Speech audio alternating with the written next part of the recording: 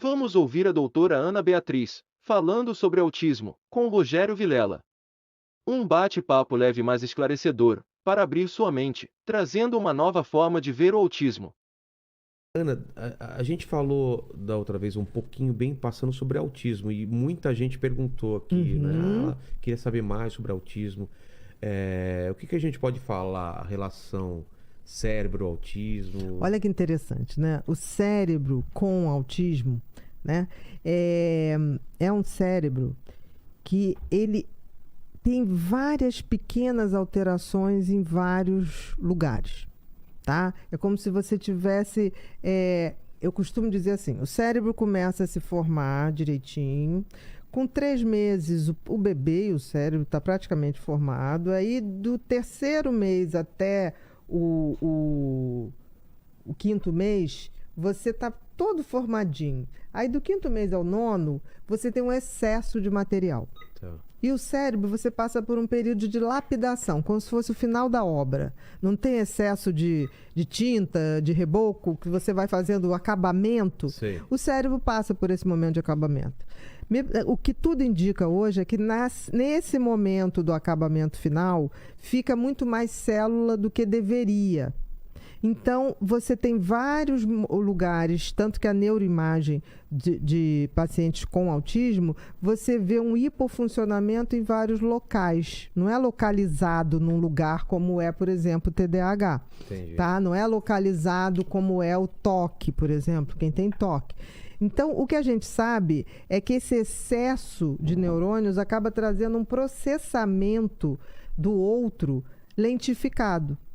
Então, por exemplo, a grande dificuldade... O excesso de acaba sendo...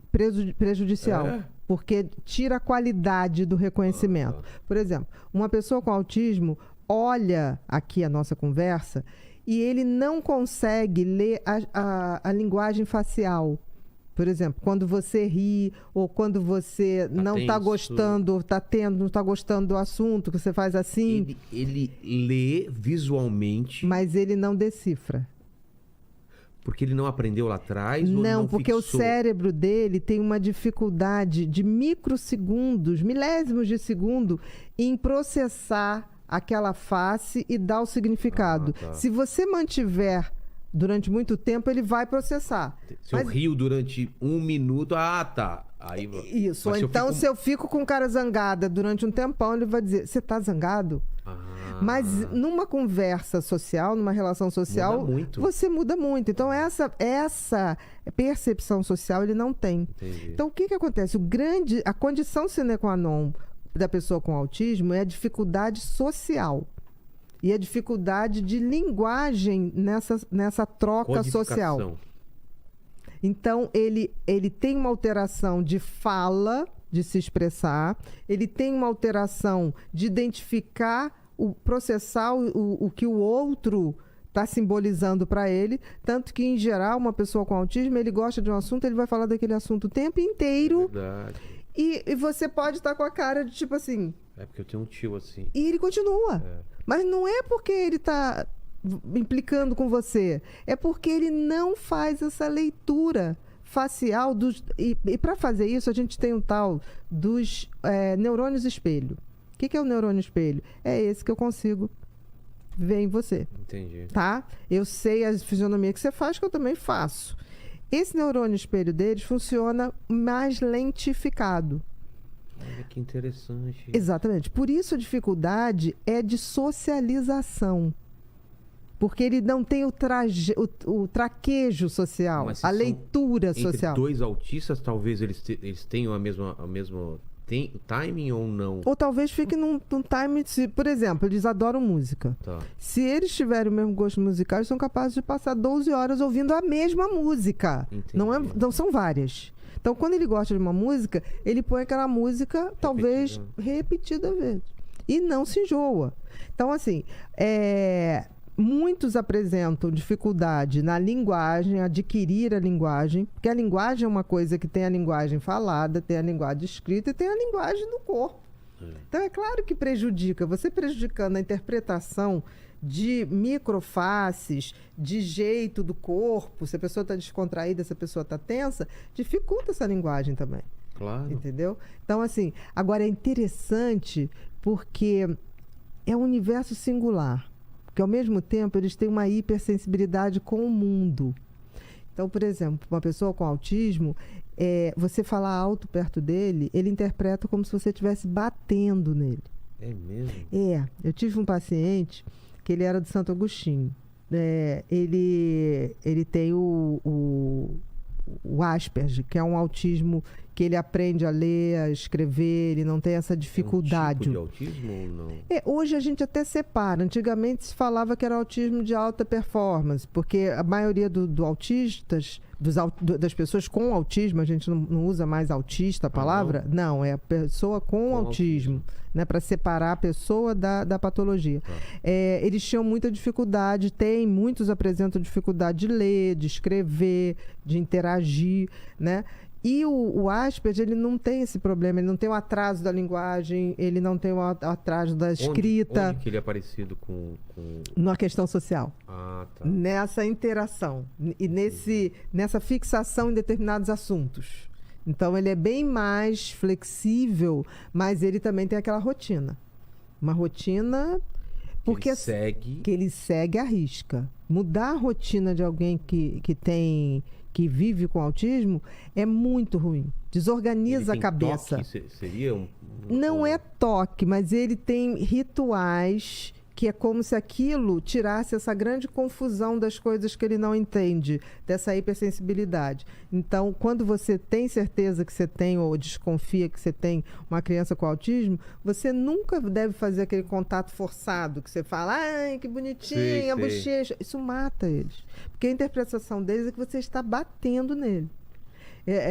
Eu tinha um paciente que era do Santo Agostinho, ele tinha 9 anos. E aí um dia ele foi no meu consultório, a mãe falou, doutor, ele disse que a professora de português bate nele. Eu falei, mas bate? Eu falei, mas tem outras que batem? Não. Ele falava assim, eles repetem, né? Não, só ela. Eu falei, e qual a melhor professora? De matemática. Aí eu resolvi ir lá.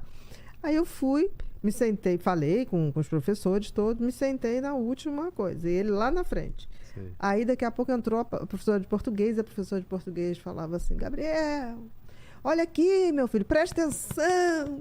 Aí ele olhava pra mim lá atrás, fazia tá vendo? Assim. Tá vendo? Eu não falei? Aquilo pra aí ele eu fazia assim. E ela falava alto, sabe? Aí fiquei. Aí de matemática. Quando entrou, era uma japonesa, uma geisha. Falava baixinho, escrevia, papapá. Aí ele falava. Entendi. Aquela era uma fada, entendeu?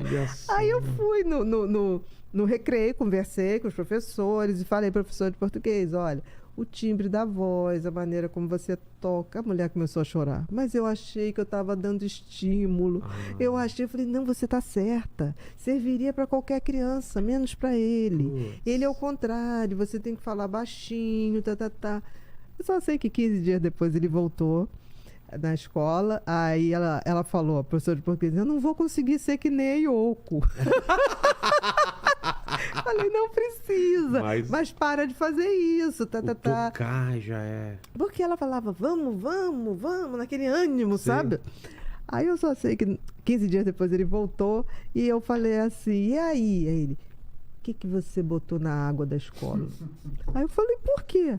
Não, porque a professora de português está muito educada. Ela está muito educada. Você botou alguma coisa na água dos professores. Olha só. E tem uma coisa muito fantasiosa na cabeça deles. Eu tenho um paciente que tem Asperger, que ele hoje tem 57 anos. Tá. E toda vez que ele fica com alguma situação de conflito, ele tem todos os rituais dele. Quando alguém tira alguma coisa daquele ritual dele, ele fica nervoso. Aí, toda vez que ele está ansioso e precisa que eu ouça ele, mesmo que ele repita várias vezes, ele liga para mim e fala assim, Ana Beatriz, Bárbara Gordon, aqui quem fala é fulano Wayne. O nome dele é Wayne. Aí eu falo, é mesmo? Ele, Bárbara Gordon. Eu falei, e o que está acontecendo, Wayne? Aí ele fala, está acontecendo isso, não estou gostando daquilo, Eu falei, não, vamos resolver isso aí, não tem como resolver assim. Ficou tranquilo? Fiquei. Agora só falta botar isso em ação. Ele, eu todo ano dou um Batmóvel de Natal. Ele já, não sei, porque agora eu já dei 12. Eu acho que não tem mais. Aqui mesmo nesse canal tem a segunda parte, com a continuação. Nos ajude a crescer curtindo, se